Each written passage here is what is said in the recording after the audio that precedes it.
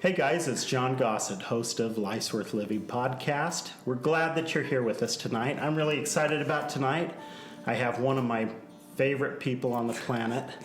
Pressure's on. One of my favorite people on the planet has agreed to come out here and do the podcast with me, and I am so excited. First off, I wanted to thank everybody who has come back for another episode. I am so glad that you guys are continuing to watch these episodes and to be part of this podcast. I hope that you're getting something out of it. Want to thank GTM Builders, the people that are making this possible. As you look around this beautiful home, this is their model home, GTM Builders in Overlake. So if you're in the market for a new home, looking to build, they are wonderful people, and definitely these are some beautiful homes. So they have 4 model homes in the county, and you should stop by and take a peek at them. Again, this is the model home in Overlake. But welcome back, guys. So glad to have you listening to this podcast. We have exciting news tonight. I haven't told anybody except for on Facebook today, but we have started to chart on Apple Podcast, which is really a big deal to me. And not only are we charting, but we are being heard in 4 countries right now. South Korea, Ireland, Germany, and the United States. And so I'm super excited about it. Way to go. Because when we started this, I was like, I don't know if anybody's even going to listen. I don't know if this is anything that interests anybody. But hey, you guys are proving me wrong, and I appreciate it. So again, tonight, one of my favorite people, Gabe Adams. Hi, everyone. He's come in from Bountiful and was willing to come be part of the podcast. And for those of you that have been involved with Life's Worth Living, you may or may not have heard Gabe speak. He's spoken twice for different events that we've done, and probably one of the most popular speakers that we've had, and it's been really great. I've been touched each time that you've come and shared your story with us, that what an amazing person you are. And so thank you. For the people that don't know you, I want to introduce, and some of you are just listening, some of you will be watching this on YouTube. For those that are watching, you can see that Gabe was born with no arms and no legs. And what is that called? There's just another name for it, and it's just called hand-heart syndrome, and it's just a birth defect that leaves the arms and legs from stop growing, or the jaw from malfunctioning, or missing fingers or toes or stuff like that. There you go. And so let's back up and explain. For those that are listening, Gabe had a unique birth, adoption. Tell us a little bit about that. I was born in Sao Paulo, Brazil, and I was abandoned in a hospital by my birth mom. She found out that I had no arms and legs and just knew that she wouldn't be able to take care of me and the medical bills and everything. So she left me in the hospital, and then I was put up for adoption.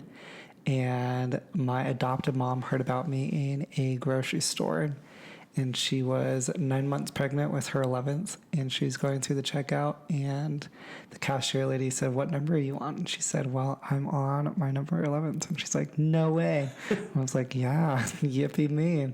And then the cashier lady continued the conversation with my mom, and she just said, "You know what, I know a family here in Utah who's adopting their 9th child from out of the country, and they're also bringing a little boy that was born without arms and legs, but he doesn't have a family, and he's just coming here on a medical visa." And my mom's like, "Well, I'd take him in a second." And then she went home, and back in the day, they would watch the BYU channel, and they would do scripture studies as well.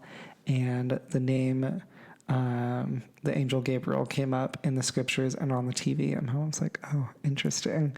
And so then she just couldn't get me out of her head, and she kept thinking, how would I dress him? How would I feed him? How would I teach him to do things like all my other kids? How would he just be independent and stuff? And so then she brought it up to my dad, and at the time my dad was a seminary teacher, and he just looked at her and he's like, Janelle, no, we can't take in another kid. I'm a seminary teacher with low salary income. There's just like no possible way. And she's like, oh, just wait. And so he went to the temple and he had a revelation of me and my brother, who are the same age, playing and getting along, and seeing that Landon would in the future be someone who would take care of me and make sure that I was doing okay in my classes and everything like that. And so he came home and he told my mom, we need to adopt this little boy. And so then they started to make their move on it, and they contacted the adoption agency, and they're like, sorry, Mr. and Mrs. Adams, you're not a good candidate to adopt because your husband is a low salary income person, and the amount of kids you have, it's just too much. And mom's like, you know what, we will adopt this little boy and God will intervene on our behalf. Just watch. So then the person was like, okay, Miss Adams, whatever you say. And then within weeks, they contacted my parents again in mail, like a letter. And my mom opened it and she read it, and it said, congratulations, Mr. and Mrs. Adams. You will be able to adopt this little boy. God is intervening in your behalf and making things possible. And so then that was just even more motivation for them to keep it going.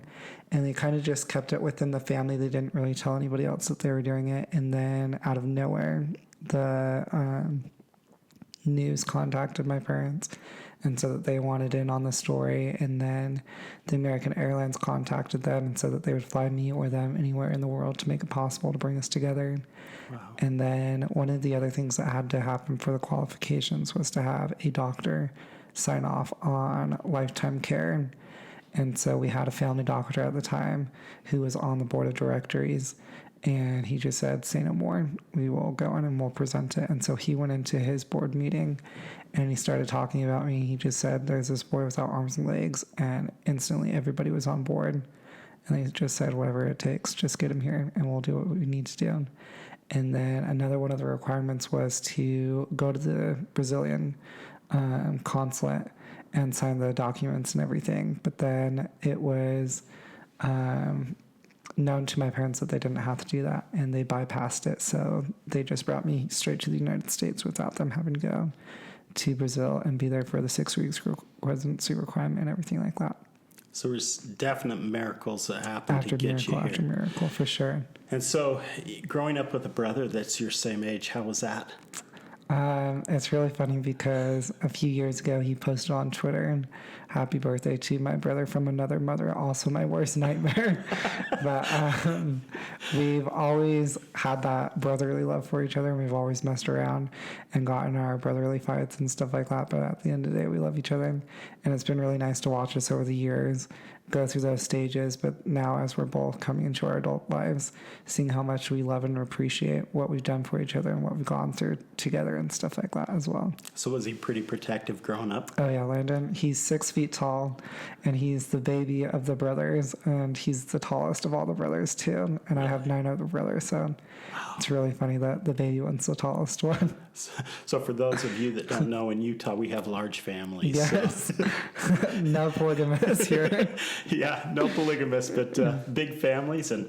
And ultimately now you have how many siblings? There are 14 of us all together, 9 boys and 4 girls. Wow. Yeah, and I thought it was expensive having 4 kids. So. Yeah. So that's pretty amazing. And so your mom was on board from the moment she heard about you. For sure.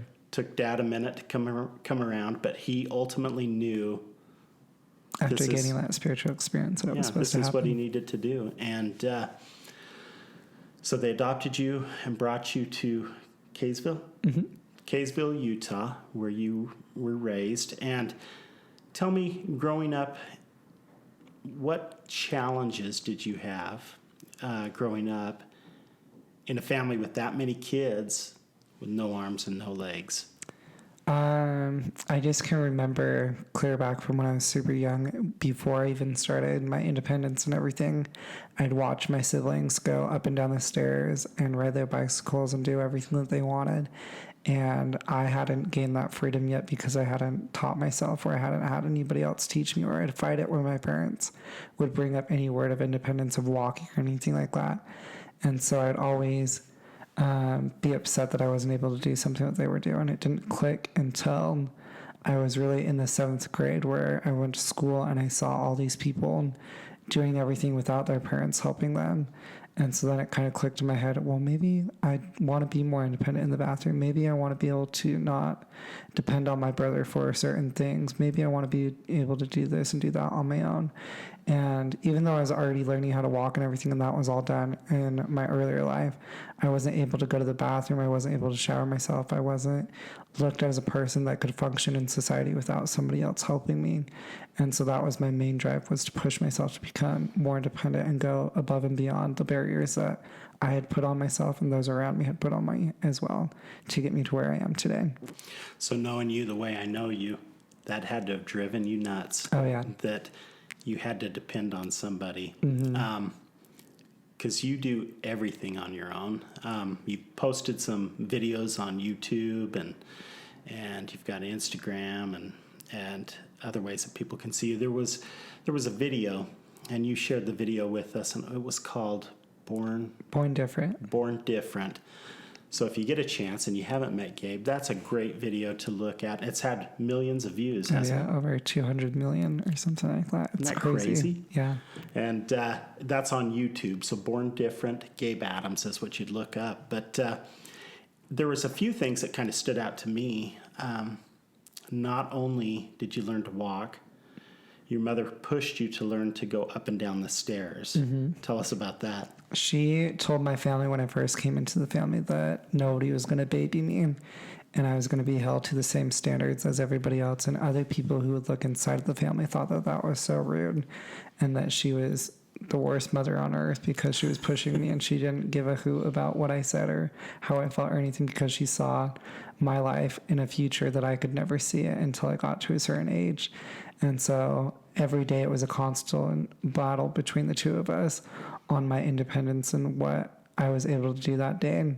And one of the things that she'd always say to me is, I'm not always going to be here to be able to do it for you. And your brother's not always going to be here to do it for you. Your sister's not always going to be there to do it for you. And there's going to come a time that you're going to be stuck and you're going to need to be able to do it all on your own. And so that was another drive mentally and emotionally to be able to do something physically and get to where I needed to be. Well, I imagine as a kid that probably was frustrating sometimes to not have them jump in and for sure. And bail you out. And I had a song that I would sing to them. I'd be at the bottom of the stairs, and I hated going up and down the stairs. And so I would sing a song. I'd be like, nobody likes me. Everybody hates me. I'm going to go eat worms. And so one time my brother Colton and my cousin Rex were downstairs, and I wanted them to carry me up, and they wouldn't do it. So then I sang that song, and they just kept walking. And they're like, you can go up the stairs just fine. We're not carrying you up. But, yeah. But you ultimately, I think, if I remember right, correct me if I'm wrong, she had you climb the stairs a certain number of times every morning to build up strength. I'd have to go up and down the stairs 20 times in 20 minutes. And then I had to learn how to rock myself up from the ground in case I'd fallen down, or I'd have to do ab crunches to keep my core tight, or I'd have to do these wall back bend things that would keep my scoliosis from shifting and all this other stuff to keep me physically in line, but also mentally and stuff like that. And she would say, you can't clean the bathrooms and you can't clean the counters, you can't mop the floors. So this is your way of giving back to the family, of making sure that you stay in the best shape that you can, because there are going to be people who are going to have to lift you. And I don't want them throwing your back out because they can't lift you and stuff like that. So now when you look back on kind of that tough love that you had, you probably are pretty appreciative. Oh, yeah, because for sure. You are very independent and able to do things that I can't even do. So one of the things that you can do that I can't do that I'm kind of jealous of, my parents would take me to swimming lessons and I would hide and not do it. So 49 years old, I can't swim. And that's always kind of been embarrassing to me that I didn't know how to swim. Now my kids swim like fish. I mean, they're great. Tracy doesn't know how to swim either, so they've got two parents that don't know how to swim. And so I know that that's something I've always kind of been embarrassed by, but you even can swim. Mm-hmm. Tell us how that ended up happening. I needed to be able to learn how to swim because without arms and legs, my body overheats really easily. So in the summertime, it's really, really hard to keep my body hydrated. And so we thought of an idea to go to the pool as a family, not only just for me, but also just as a nice creative outlet for us all to as an activity and stuff.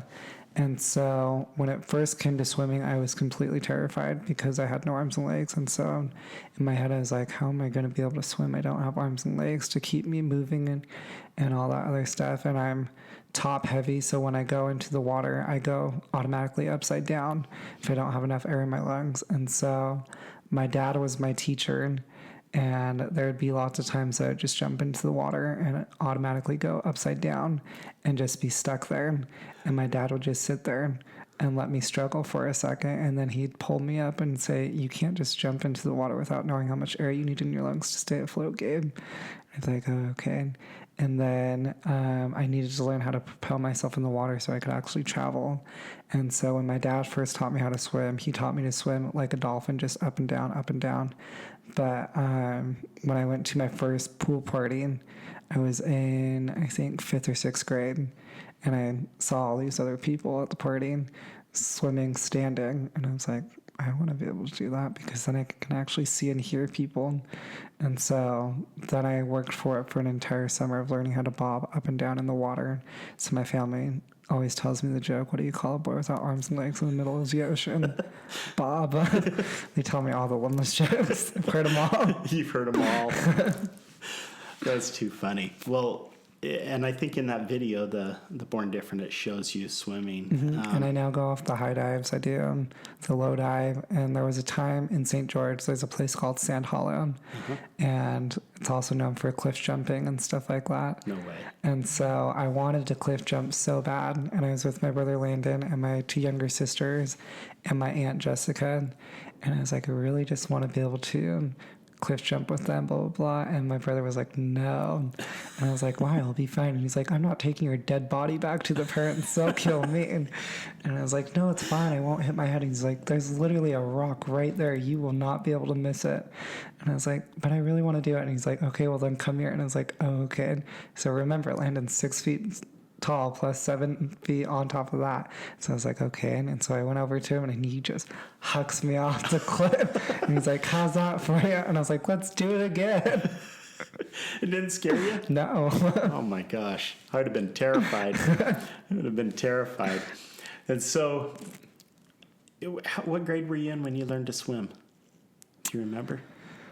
Probably like 1st or 2nd grade. They Really? started me really young. Wow. Maybe that's my problem. At 49, it terrifies me. So I think I'm just never going to swim. No. But so if those 2 things aren't amazing enough, that you've learned to walk, climb stairs, swim, you can cook, you can shower, you can do everything anyone else can do. And I think I remember you telling me that it took multiple years to learn to walk, correct? Mm-hmm. About 2 or 3 years to learn how to walk with physical therapy and stuff like that. And not only do you walk, but you can cruise. I mean, you get moving pretty quick. So and I learned this off your Facebook page, but when did you start to paint and draw? I think probably super duper young. I remember we'd be in sacrament and that was our little activity to do, and we were able to do it all the way up until we were 12 years old. And then when we turned 12, we had to pay attention and everything. But up until that moment, I would always draw on the floor and during sacrament with my siblings and stuff like that. And then once I got into elementary, I just loved the art class and everything. And I would always tell my parents I'm going to become an art teacher. And I think I said it in a news video too. And now I look back at it and I laugh because that's not what I want to do. But I do love art. And I think it's just such a fun way to express myself and stuff like that. Well, and you're super talented at it. Thank you. I saw, I think it was a watercolor of Jesus that you did. And it blows my mind that and you do that with your mouth. Mm-hmm. And just hold the brush with your mouth. And Yeah. So I normally do that when I'm drawing by myself, but if I'm drawing with other people, I use my neck and my shoulder because when I was in elementary, we got a report back from one of the parents saying that it was disgusting that I put my mouth on the markers. And so then we went to the dentist and they said, Janelle, why is his jaw getting smaller? And she's like, well, because he does pretty much everything with his mouth. And I'm like, yeah, he can't be doing that. Otherwise, his jaw is just going to be completely locked and he won't be able to eat. So you just kind of pinch it and hold it? Yeah, so I just pinch it like this and hold. Well, that's amazing. And so Gabe and I will text each other. He's much faster at texting than I am. How do you do that? I do that with my lips and my nose, and then I just balance my phone on my shoulder. A lot of people think that there's like Velcro or a magnet on my shirt or something that holds it there, but you just get it balancing it. Mm-hmm. It amazes me because you text quick. you cruise. I've got 2 daughters that have like the fastest thumbs in the West, and I think you could keep up with both of them. It's amazing to me. Thank you. When did you realize that you had a love of dance? I think my love of dance came in 6th grade, right before I got into 7th grade, and I was at my brother's wedding, and we're at the reception, and I just started doing my boogie dance and everything. And then I would do this move, and I still do the move where I lay down on my stomach and I just go in a circle, and my brother called it my octopus move. And that's kind of stuck with me in all my dances that I choreograph and stuff like that. And then in the 7th grade, nobody would ever hang out with me because they only thought that if they hung out with me, then the wheelchair had to come with me. And I would drive this big old electric wheelchair, and so there's no way that will fit in my parents' car, and so we probably can't hang out. And so I would just be really bored on the weekends. And so I remember they announced that there was a talent show over the intercom coming up in the next few weeks. And I was like, I'm going to try out. And then I was like, but I'm not going to tell anybody because I don't want anybody to talk me out of it. So I did it. And then I came home and I was like, I tried out for the talent show. And they're like, what did you do? And I was like, I danced. And they're like, Gabe, really, what did you do though? And I was like, I danced. And they're like, okay, let's see it. So I was like, okay. So I showed them the dance, and they're like, wow, that's something. And then my mom broke up the silence, and she's like, that can use some work. And everybody thinks that my mom's so mean when she says that, but back in high school, she was on the drill team, so she definitely knew what she was talking about. And so she helped me get it to the beat and choreograph and everything and make it look 1,000 times better than what it was to begin with. And then I ended up performing that in front of the entire student body, and I got a standing ovation from everyone in the room. And that was my huge eye-opening moment for me and my classmates, that I was no longer just the boy in the wheelchair. I could push myself to do hard things that I didn't even think I could physically do. And then I ended up doing it. And then I got into high school, and I was still in a wheelchair for 6 to 7 hours a day during school. And at home, I'm not allowed to use my wheelchair because I need to be as physically mobile as possible. And so we've never had a house where the wheelchair could really come inside of it because my parents wanted me to be able to walk around and get the physical exercise that I needed. And so at school, it was really hard to be in a wheelchair for that long because I wasn't used to it during the weekends and stuff like that, or during the summertime. And so when I got into high school, I told myself I wanted to take a dance class. And I was taking a dance class, and I had a friend come up to me after class one day, and she's like, you should try out for the dance company team. I was like, no, I'm good. She's like, no, really, you really should. And I was like, no, really, I'm really good. She's like, no, really, I'll try out with you too. And I was like, okay, sure. And so on the day of auditions, I tried out and everything, and I was running late, and I was super scared.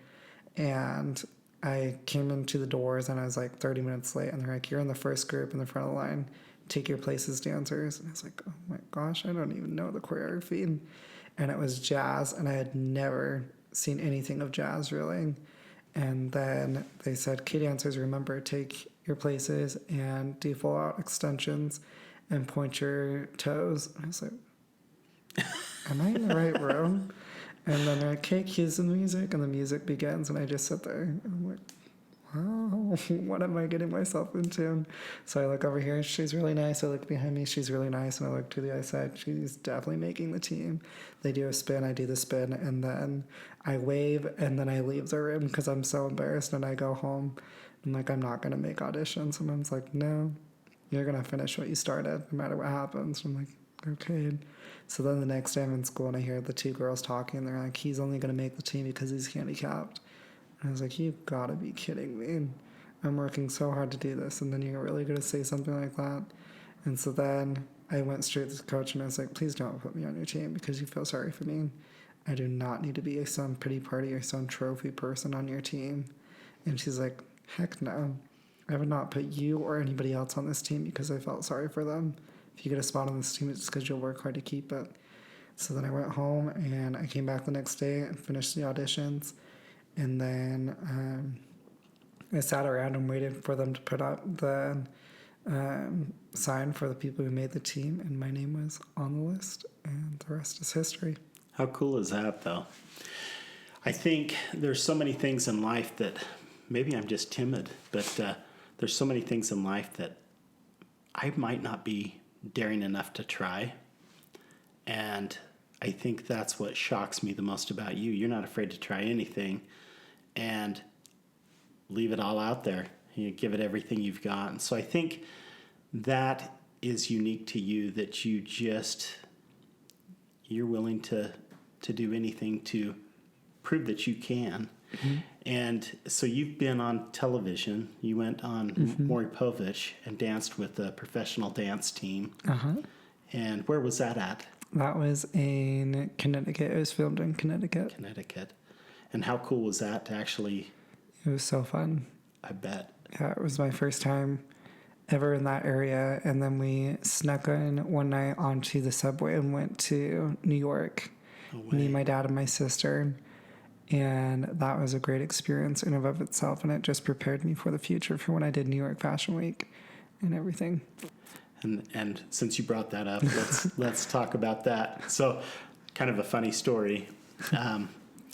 You were invited to walk the runway in New York at Fashion Week, and you would think, okay, he's going to need a lot of help. He's going to have people travel with him and make sure that you get everywhere. I'm intimidated to go to New York, and I think it's the fear of, it's a big city. Mm-hmm. Everywhere you look is straight up. Yeah. And I wouldn't know which direction I was going. That's much more intimidating to me than, say, Los Angeles or something. Mm-hmm. New York City does scare me. My wife would love to go. I keep telling her, well, find somebody to take you because it scares me. But you did that trip alone. Mm-hmm. All the travel, everything that you did on your own. So tell us about that. Was that intimidating to you? Yeah, because in the beginning, I had planned to do it. I was going to meet up with somebody that I was dating in the beginning. And so I had thought about inviting my oldest sister to go with me because she loves fashion and everything, and we get along really well. And so in the beginning, I had kind of been in cahoots with her about talking and seeing if she wanted to go with me. And then I got in their relationship. And then I thought that I was going to do it with this person that I was dating. And then that kind of fell through. And they ended up bailing on me literally 2 days before I left to New York. And so I had already told my family that I was doing it by myself. But in my mind, I was not really going to be doing it by myself. I was still going to have somebody there with me. And then he bailed out on me 2 days before I left to New York. And I was like, you've got to be kidding me. And your tickets already bought? Yeah, everything has already been bought. And so then I started to get sick to my stomach. And I remember making myself so sick that I had this lump in my throat for like 3 weeks. And I had no idea what it was. But it was really just my anxiety just building up and coming out of the side of me and everything.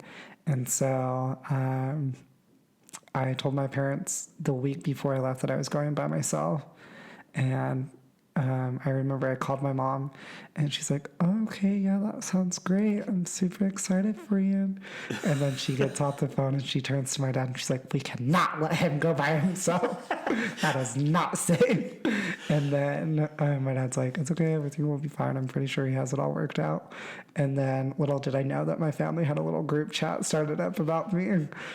Gabe's going to New York by himself. Do we think that's a good idea? Who can get tickets to go with him? Blah, blah, blah. And so then we had a family party the night before I left. And my sisters all found out that I wasn't going. And they're like, well, are you crazy? That's going to be so bad, blah, blah, blah. And I was like, no, it's fine. There's nothing we can do now. My ticket's already bought. I've already been signed to contracts and everything. I can't turn back now. And so I woke up the next morning. I got on my flight and I was in New York. And the airlines broke my wheelchair. And I didn't know that until the next day when I was at my dress rehearsal. And when I was getting ready for my dress rehearsal, I had to promise my sisters and my mom that I would not take a taxi in New York. But I was going to be running late because I had no idea where I was going. And it was going to be my first day there. I wanted to make a good impression. Good impression and everything. And so I was like, I have to take a taxi. I got to make sure that I'm there on time. Let's point out, this wasn't your regular wheelchair. This was the electric wheelchair. Yeah, this is my electric wheelchair. So it's heavy. And when they're broken, they just don't function. So it's not like you can just roll it. Yeah, and when it's broken, then I'm out of my independence too, because I'm either stuck in the wheelchair or I'm stuck out of the wheelchair. And so I got to the dress rehearsal. Everything was going great. I had just done my photo shoot. I had just done everything that I pretty much needed to, and then I needed to go change out of my outfit. So I went to go get into the wheelchair. And how I use my electric wheelchair is it has this footrest, and I use that to crawl into my wheelchair because the footrest elevates and rises up, and then it's just like a straight line, and then I just crawl the rest away and get into the wheelchair. And that part had snapped and broken halfway up as it was elevating and just fell to the ground, and it was a huge bang, and there's 100 people in the room, and they all just look, and my face goes bright red, and I start sweating out of panic and everything. I'm like, oh my gosh, what just happened? And so then I'm like, maybe I'll just pretend like I know what I'm doing. I'll see if I can fix it. And so I'm like looking around the wheelchair with tears in my eyes. I'm like, this is so embarrassing. And this old man comes up to me and he says, hey, sir, I know people like you like to be independent, but is there anything I can do to help you? And I look up at him and I'm like, if you could just throw me back into my wheelchair, that would be great. And he's like, yeah, no worries. So he puts me back in my wheelchair, and I zoom out of the room, and the head of the company that I was working for were like, you can't leave in that outfit. And I was like, I'm not leaving. I'm just going to the hall to make an emergency call. And so then I called my mom, and I was like, 911 emergency. And she's like, you've been kidnapped. And I was like, if I was kidnapped, I would not be calling you. And she's like, oh. And then she's like, well, what's wrong? And I was like, the wheelchair broke. And she's like, that's even worse. And then she's like, I knew I should have let you go out there on your own, blah, blah, blah, blah. And I was like, no, it's fine. Just help me think of something to do. And then she's like, well, I don't know what to do. You're freaking 600 miles away from me, blah, blah, blah, blah. And I was like, I know, but I need help. I'm panicking. And she's like, I'm panicking. And I was like, everything will be fine. And then I was like, hold on, let me call the airline. So I call the airlines. And then I also had a wheelchair friend that works for the company that I drive of the wheelchair brand, which is Quickie. And so I called her as well. And I was like, hey, I'm in New York right now. I know you're out in Washington, D.C. Is there any way that you can give me somebody else's number that works out here, a representative or anything? And she's like, yeah, I got your back. So she ended up giving me this company's name and everything. And like I said in the beginning, I'm not used to being in a wheelchair for that long. I was in the wheelchair for 14 hours. So my back had started cramping. My bum was going numb. My back was hurting and everything. And the guy didn't come to my hotel room until 11:30 at night. And I had to be up the next morning at 5 to get into hair and makeup and then get into my outfit and everything and then be there at the runway. And so I was just panicking, and he comes to my hotel room, super duper nice. We had a little chit chat and everything, and he fixed the wheelchair up as best as he could. And he's like, just be as extra careful as you can and then make your claim when you get home. And I was like, okay. And so I did that. I got up the next morning, did my hair, did my makeup, and then I went to the runway. And when I was trying to get to the runway, it was a complete different building from where we filmed the photo shoot and everything. And so I had gone 6 blocks the wrong direction. And I started to cry and have a mental breakdown in the streets of New York. And people are going around me and people are looking at me like I'm crazy. And I'm trying to keep it all together. And I keep telling myself, I'm like, everything's going to be okay. Everything's going to be okay. Just keep going straight. And then finally, like, I can't. I'm so far gone. So I call one of the friends that I'd made the night prior. And she's like, no worries, I got you. Tell me what you're looking at right now. And so I was like, I'm looking at a bridge. And she's like, oh, perfect. You're right outside. And I was like, am I really? And she's like, yeah. And I was like, but I don't know where to go still. And she's like, no worries. I'll come out and find you. Given so, she's in a push wheelchair herself. And so she's pushing herself across the busy street to come find me. And then she pushes herself back and everything. But she's like, it's okay. Don't cry. Everything's going to be okay. Nobody's going to matter that you're late or anything. There's other people that are late too.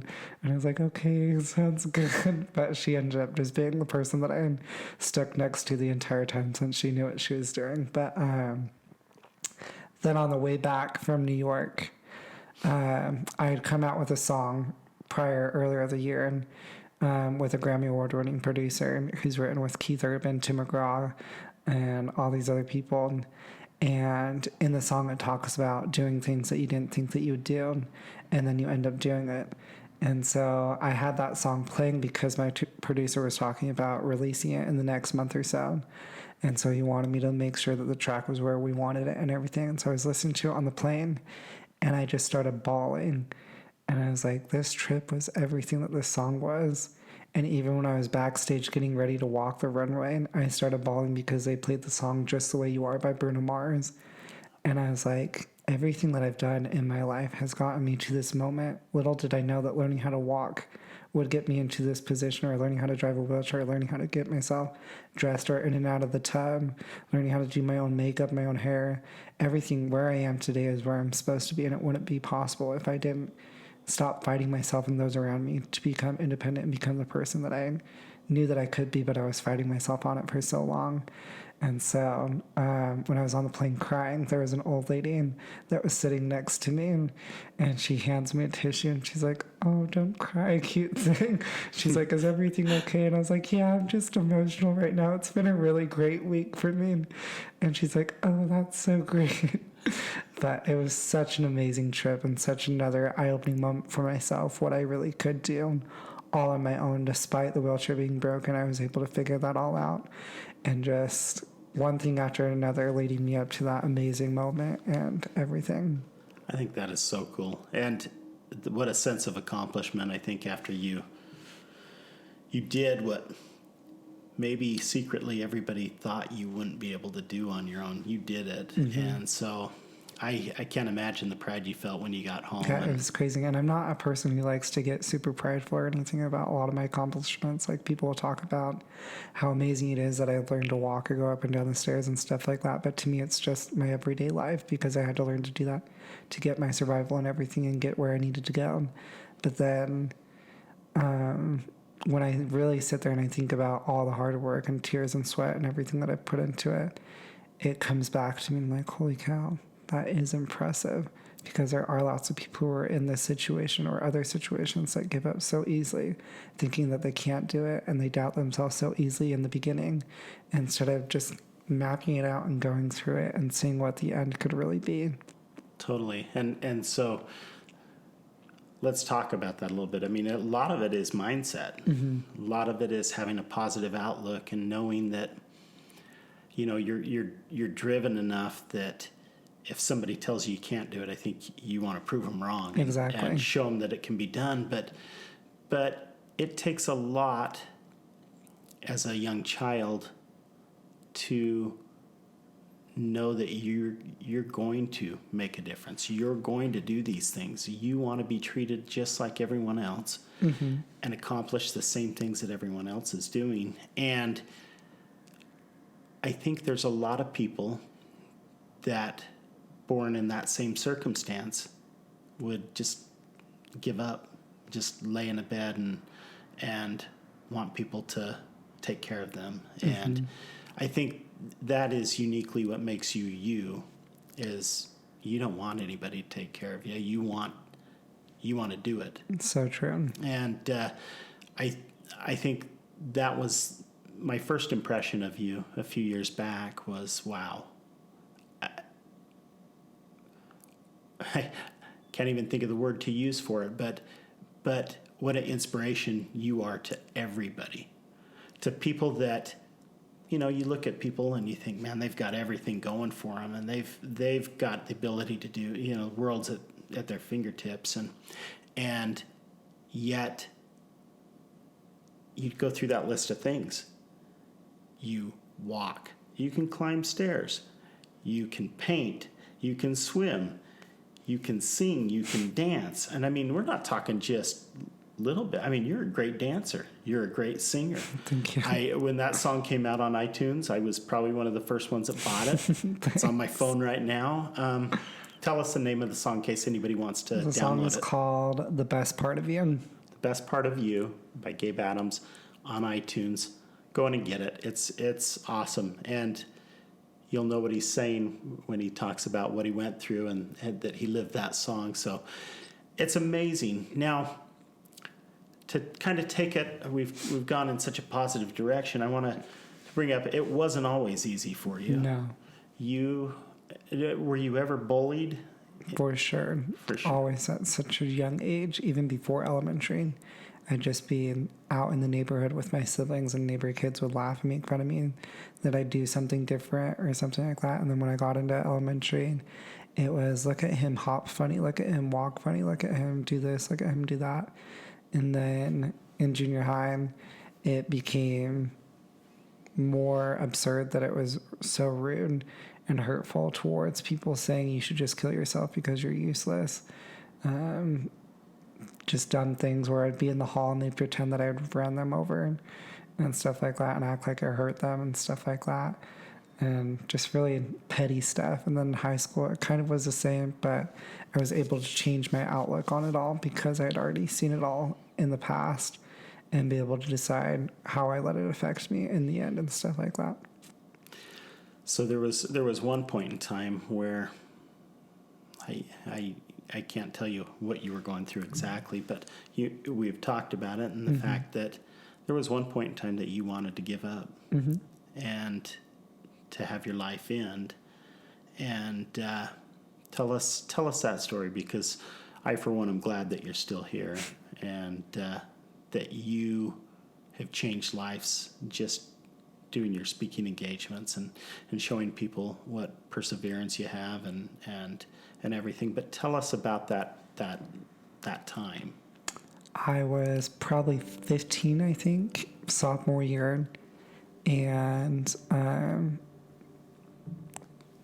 rewind a little bit into junior high. I got bullied so much that my parents pulled me out of public school and put me in a charter school. And in that charter school, I was able to learn how to love myself again and be happy and stuff like that and not care what other people think or say about me. And so after my 9th grade year, I told my parents that I was ready to go back to public school so I could be with my brother, who was the same age, and graduate and everything, because I'd always had a dream that Landon and I would graduate together. And so they're like, okay. And little did I know that those bullies who had bullied me in the past were still going to be the same bullies that would bully me still. And so I was in health class, and there was a sticky note on the back of my backpack that some kid had put on my backpack, and my health teacher had seen it, and she ripped it off, and she said, "Who put this on Gabe's backpack?" And she read it out to the class, and it said, "You should go kill yourself." And so number one, I was mortified that the whole class had just heard that. And number two, that somebody else would put that on my backpack. And I don't know how long I had been there either. And so I got home, and on my social media, I had people messaging me from my classes saying nasty stuff to me.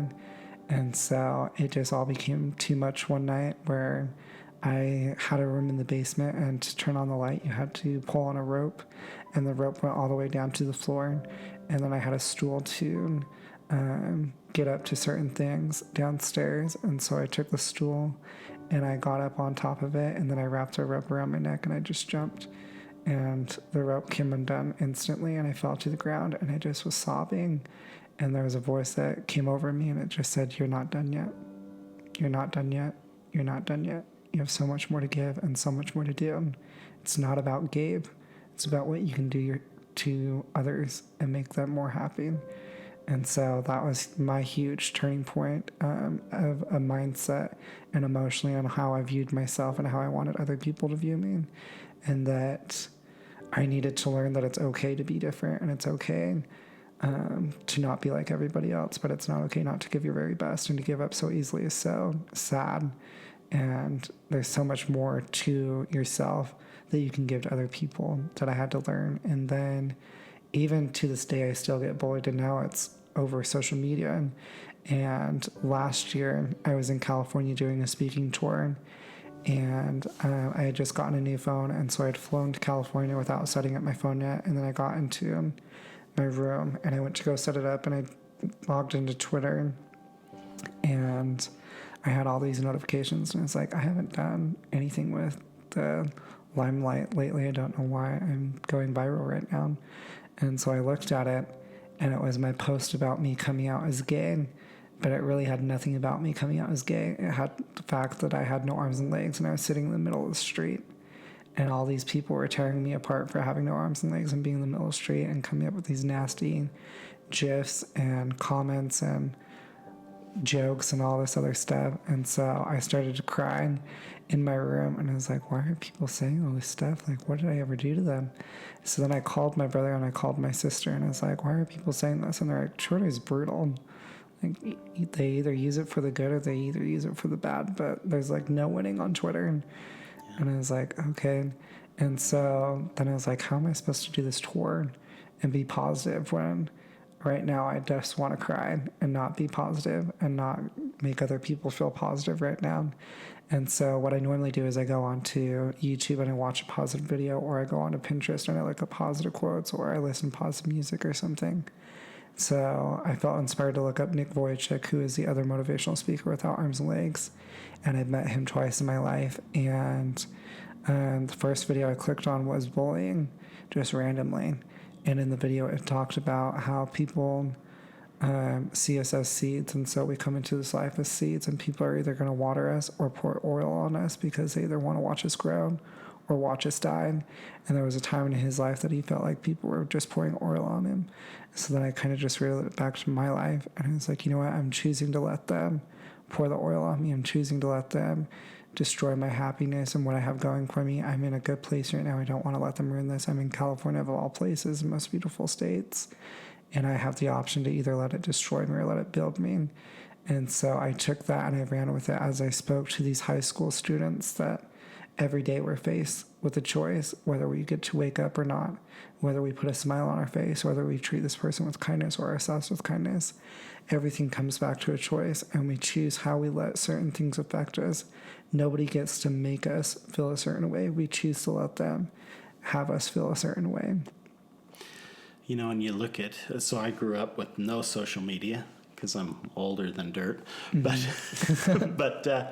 you look at these kids now, and it's something that I've put a lot of thought into as we talk to kids about bullying and talk to kids that have been bullied and are suicidal. What makes a bully a bully? I mean, what do you think? It's just another hurt person. Somebody else that's hurt, you know. And I think that's what I realized a few years ago. We watched a movie called A Girl Like Her, and it was about a girl that was in high school, and she attempted to end her life because of bullying. And it turns out that, you know, the bullies learn it somewhere. They learn it somewhere. It's a learned behavior. They might learn it at home. It might be the way that they've been spoken to. And so, I mean, they're repeating something that maybe they've already lived. And so it's interesting to me. No one ever would have said that when I was a kid, you know, go kill yourself. And so it really hurts me to think that so many kids today are hearing that. Now, when you come into a room, I mean, I think back, we went to dinner a year or two ago, your sister and you and Tracy and I, and there was a little girl, I think, that probably was only 5 years old, and she was eyeing you up and down, and she was trying to figure it out, And I think that's common for little kids. They just want to understand, no judgment, just want to understand that you are different. You look different because of having no arms and no legs. But it really becomes something that's unacceptable when you're old enough to know better. And we really, as parents, we need to make sure that we're teaching our kids that we don't judge people. We accept everybody for who they are. I've said it before. I've said it on the podcast. I love the fact that in this world, there's a variety. That's what makes everything so beautiful. Everybody's different. You bring skills and talents that you're never going to catch me dancing because I got no rhythm. But you know what I mean? Yeah. Everybody brings something different to the table, and that is what makes this world beautiful and enjoyable. And so I appreciate all that you bring, and I'm so grateful that when you hit your lowest point and you actually thought that the world would be better off without you, I'm glad that you chose to stay, and I'm glad that you have taken what was really a difficult trial in your life and you've said, you know what? There's more that I need to do. And when you stop and you look back to that date, from that date till now, how much have you done to make this world a better so place? So much more than I ever would have even imagined. And it just blows me away with the last year that I've had with so much success and seeing everything that I had dreamed of doing, but never really knowing that it could come true. Well, I think, you said that people were tearing you apart on Twitter. It's interesting, and I don't think we think about that, but when you're a public figure like you are, you're a public figure, and you're getting a lot of attention for things that you're doing, and I don't know if it's jealousy or that people are behind a computer screen or behind a cell phone. Well, you see it even on TikTok. Yeah. I make TikTok videos just because I think they're funny and creative and everything. And you still get younger kids who are younger than me that want to sit there and pull me apart behind their cell phone screen. And I'm like, something's not right there. No. And so I do like that there are some people who will go back and they see those comments and they say, this isn't putting somebody up. This is putting somebody down. What are you doing? I want to put a thumbs down to this comment and stuff like that. And I think that's beautiful. And I think there needs to be more of that than people putting in their 2 cents that isn't even nice or isn't even worth saying. And it always goes back to the golden rule: treat others as you would want other people to treat you. Well, I think there's a misconception in our world today. And I think that misconception is, in order to make yourself look better, you have to tear other people down. And if you're tearing people down, then you're in some sort of sick way. I think people believe that when you pull them down, you're taking them below you, and so you're automatically going to look better. You will never look better by being destructive to somebody else and tearing someone down. The only way that you end up looking better is to lift people up and help them along the way. I mean, it's legit. That's the only way that you can do it, is by helping everybody up. And I think it's important to know that, because I think somehow in our mind we believe it's the opposite, and it's just not true. You will never find anyone that tears someone down. I mean, we're drawn to hang around positive people. We like to be around people that are upbeat and friendly, and those are the people that succeed in life, are the ones that have that outlook and they really try. When it comes to TikTok, though, I have to tell you, I figured that out, that it's TikTok, because when I get on TikTok, I mean, time flies by, and I can be on there for hours and hours and hours. Yeah. So that's Amelia's and my deal. We sit and watch TikTok videos, and we're dorks, but I know that you're not a very proud person and proud of what you do. But anybody that is watching this tonight has got to be inspired. If you think that there is something that you can't do, something that's out of reach, something that just seems impossible to you, I don't know if Gabe was the one that told me this, but you put impossible means I'm possible. If you take that and respell it, I'm possible. You've made everyone believe that because of the things that you've I accomplished. think that was Nathan Osmond that said Was it that. Nathan Osmond? Yeah. Thanks, Nate. Nate's watching I was going to this. say, I wish I said that. But Yeah. Well, we'll give a shout out to Nate. Nate Osmond's a stud, and I knew I'd heard it. I heard it with you. Mm-hmm. That's why I was thinking that. But yeah, I'm possible. You've proven that time and time again, and it just should leave everyone feeling like, you know what? If there's something out there that you want to do, don't put it on a back burner. Don't sit and do the I wished I would have. yeah. I wished I would have tried that. I wished I would have done that. Just do it. And right now is like the best time to do it with this whole Oh, yeah. lockdown and everything. We have so much time to do anything and everything that we want, especially just in our homes with our families or with ourselves. And I think the best part is to do it with your families and make it a creative activity for you to all do. So not only is it an activity, but it's also something that keeps you all learning and growing together. Absolutely. And I kind of posted yesterday, but I had a thought that I didn't post. But I've been working up in Kaysville, and as I came home, I live in Tooele, and it's a little bit higher elevation than Kaysville, and so I noticed that the trees are starting to bloom and get the white blossoms and the pink blossoms on them, and the grass is green up in Kaysville. And so one of my favorite places is Station Park, and I drove through there on my way home, and as I was looking at the blooms and everything, it dawned on me, it's a ghost town. We're going through this COVID-19, the coronavirus, the state's in a Lockdown.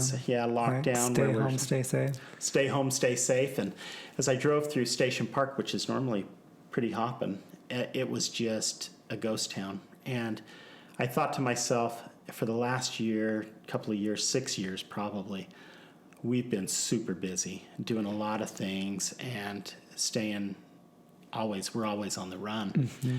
And I thought a year ago, I remember thinking to myself and having this prayer in my head that was like, something's got to give. Something's got to slow down. I need time to breathe. I need time to have that time because I was so overwhelmed with what I was doing. And as I drove through Station Park, I thought, yeah, prayers are answered. I got time. And it's been interesting because that time has changed kind of what we've done. I mean, we've been a month, I think, close to a month anyway, where we've been quarantined to our houses. And I've been in a couple of conferences where they talked about sitting around the kitchen table. Now, as a kid, I sat around the kitchen table with my family and we ate meals. We kind of sit around booths at restaurants and we with our phones. We're busy on seriously, and it's changed kind of my perspective on things. I mean, it has slowed down. We've been eating around the kitchen table together. We've had time to visit. We've had time, to sit and do our TikTok while we've been, laughing and doing silly things. My wife and I had a few minutes the other day. We walked around the lake. I told you about that. And, it's interesting. Take that time because this is, as much as this seems like a punishment that we can't go and do things that we want to do, it really is a gift. And we've got time to, start checking off those things that you want to do, things that you want to accomplish, things you want to try. I mean, for sure. It is a perfect time. And if not, do it now and start mapping out the plan so you can come back to it. Yeah. So tell me, in your future, what are still things you want to check off this list? I would love to become an interior designer or a real estate agent. I would also like to open up my own organization that gives back to other people and hold fundraiser events and stuff like that. We'll keep the rest top secret. You keep the rest top secret. And it's nice to know that, even with all your accomplishments, everything that you've done, that's not the ceiling. You still got things you want to do and accomplish, and you got a lot of life ahead of you. I'm amazed by that. And anything think that you can do, I'm certain you can do. Because I've seen the rest, and I'm like, wow, and it's inspiring. And so I can't thank you enough for inspiring people. Now, with this downturn, with this stay home, stay safe, it's kind of interrupted what you do for a living. Mm-hmm. Tell people what you do. I am a motivational speaker. I've been doing it for 5 years now. I was just getting ready to go on tour to Washington, D.C., Texas, St. George, and back to Texas, all for speaking engagements and advocacy and stuff like that. And that has all been pushed till next year. And that's tough. It's tough when it's what you do and what you look forward to. I imagine you look forward to meeting these people. And I could care less about the travel and about talking on stage. It's always the meet and greets afterwards and getting to hear other people's stories and just looking into their eyes and stuff like that and seeing who they are as a person. And having those connections. And I think that's what I enjoy most about what I do is the fact that if I wasn't doing what I'm doing, you and I would have never met. We wouldn't have that connection and all the people that you met at our functions, and your circle of friends when you're doing this type of stuff just gets bigger and bigger and bigger, and it's amazing what the connections can do for you and getting you to your next goals and doing the next things. Being able to work with a Grammy-winning producer, being able to go to Fashion Week and some of those things. So knowing what I do in suicide prevention, if someone that's watching this podcast tonight is in a place that I think people have been, if everyone's being honest, I think there's always been a time when people would say, would the world be better off without me? If somebody's watching this tonight or listening to it, and that's a thought that they're having, what advice do you have for them? I think as of right now, the world needs everybody. Everybody shines a different light on different things and stuff like that. And just remember that you're not alone. There's always somebody else who's going through it, if not worse than you. And that's what keeps me motivated. Is that there's always going to be some other person who's going through it twice as worse as what I'm going through. And even though what may seem big to me isn't big to somebody else, it's still important to put that out there. And no problem is too small. No depression is too small or whatever it may be. And life does get hard, but you can always get back up. And you don't always have to do it alone. Absolutely. I think that's really well said. And if you're watching this podcast tonight or listening to it and you're in a place, reach out to someone. I think connection is so important in prevention. To have that connection, have somebody that you trust, somebody that you can count on. Mm-hmm. You had your brother. You had other people, but you had your brother that was in the same grade as you. We all have somebody that we can actually tell our truth to, whether it's pretty or not. We have that person that we can go to. Find that person, find out who it is for you, and reach out to them. Let them know where you're at, because no matter, sometimes our brains lie to us and tell us things that are not true. And if you have your brain telling you that the world would be better off without you, that is a lie. No one would be better off without you. And so if you're in that spot, reach out to the Lifeline, 1-800-273-8255. Reach out to the Lifeline, talk to somebody, have that connection where you can go to, and there's so much more that you're going to accomplish. And challenge yourself to give yourself 10 reasons why the world does need you. Absolutely. And I mean, if you look back to that day in your basement, had you done what you set out to do, how much would you have missed out on? Yeah, so much. And you have to remember that, you know what? In your lifetime, they say in an average person's lifetime, you're going to go through 6 bouts of real depression. 6 bouts that are going to be really hard. And we're not talking you just wake up and you're bummed out all day. These bouts of depression can last days. They can last weeks. And the average person is going to go through 6 of those in their lifetime. But kind of what I like to think about when you're doing that is thinking, if the average person goes through 6, I'm going through a really hard time right now. I know that I'm going to come out of it, that things are going to get better. And yeah, maybe somewhere down the road I'm going to go through that again. But, those things make us stronger. They make us more determined. And so hang on. We talked in the last, I think the last podcast talking about hope. Hold on, pain ends. And hang on, stay with us a little longer. Mm-hmm. And you'll see that you get out of those clouds and that life really is worth living. So tell me,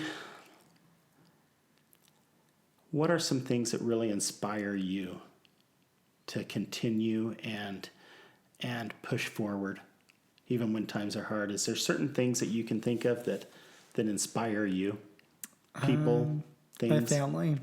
Your family. Just because we all live different lives, and it's really unique to see how all of them have faced different challenges, but they always get back up and keep going.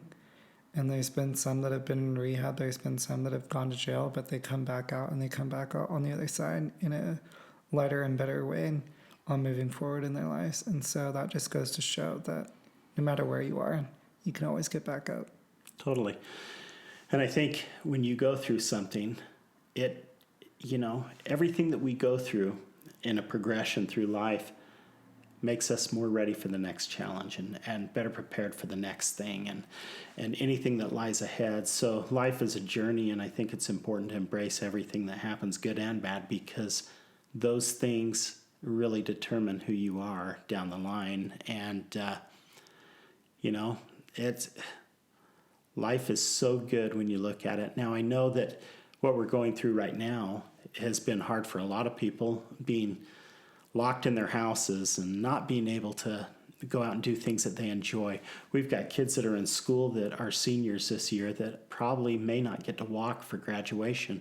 They might not end up going back to school before the school year ends. And so I think there's a lot of things that being undetermined and the unknown can cause someone to have anxiety and stress and wonder, how are we going to get through this? But I really believe, and I was thinking about it the other day, I had a grandmother, not just my grandmother, but my grandparents that lived through the Great Depression.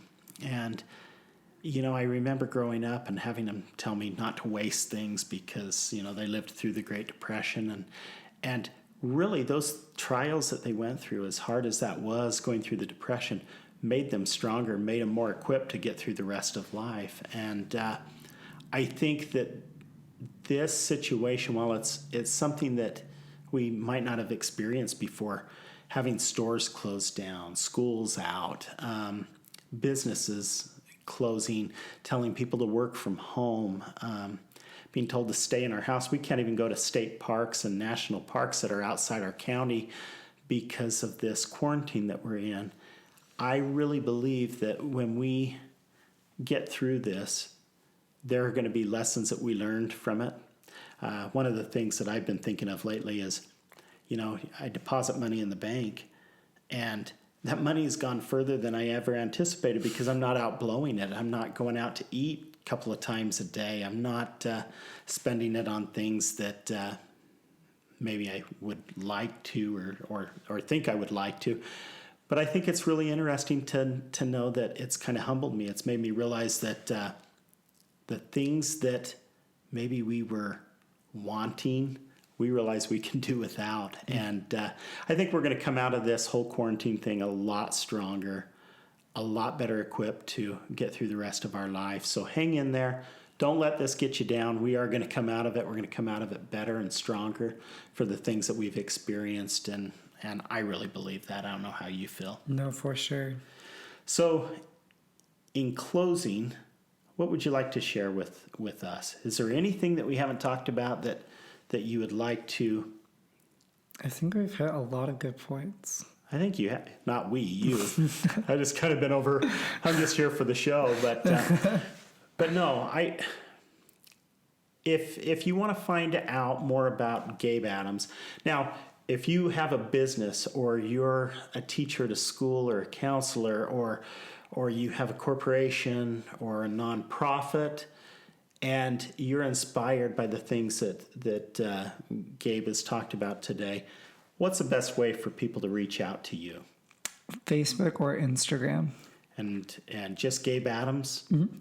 And is it Gabe Adams on Instagram, or is On it Instagram? It's Gabriel Noah Adams. Okay? So reach out to Gabe. I think once life gets back to normal, which it will, and I don't think it's going to be too far in the distant future.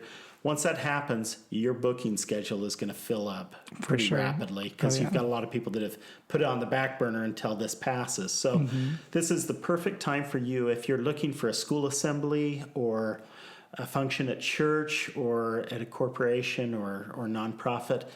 If you're wanting to have Gabe come in and speak, reach out to him now and let's get it on the calendar. I think that's probably the best advice. Yeah. Is get it on the calendar now, get it something that you're working towards. The podcast kind of puts a different twist on it, because a lot of the people are only hearing you, they're not seeing you. So visit YouTube and check out Born Different. You'll be able to see exactly what we're talking about, the things that Gabe is capable of. Download a song on iTunes. Is it on more than iTunes? Spotify, Pandora. It's on like any music app, I'm pretty sure. Anywhere you download your music, go on and get that.